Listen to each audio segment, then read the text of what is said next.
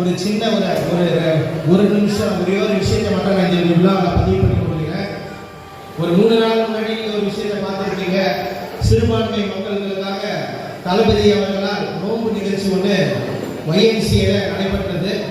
அந்த நிகழ்ச்சியை பின்பு இன்னைக்கு ஒரு பிறந்த நாள் பொதுக்கூட்டத்தில் அவர்னா ஸ்டேஜ் மேனர்ஸ், அதாவது இந்த ஸ்டேஜ் மேனர்ஸ் இல்லாத சிவாஜி கிருஷ்ணமூர்த்தி அவர்கள் ஒரு வார்த்தையை சொல்லியிருக்கிறார்கள். இஸ்லாமிய மக்கள்களை HSOD என்று.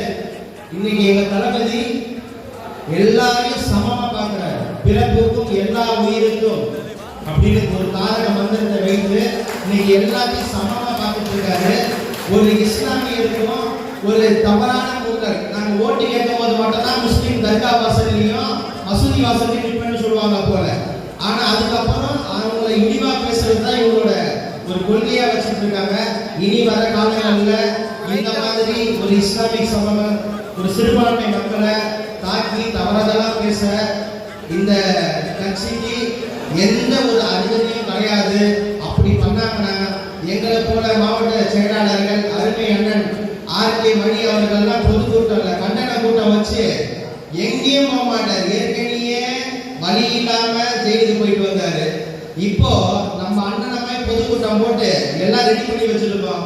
கிருஷ்ணமூர்த்தி அவர்களே இந்த மேடை மூலமா சொல்றோம், திராணி இல்ல என்னைக்குமே சோதிச்சு பார்க்காதீங்க. இஸ்லாமிய ஓட்டை வச்சுதான் ஜெயிச்சு வந்தீங்க. எங்க தளபதி 2026ல சிறுபான்மை மக்கள் ஓட்டை வாங்கி அவர்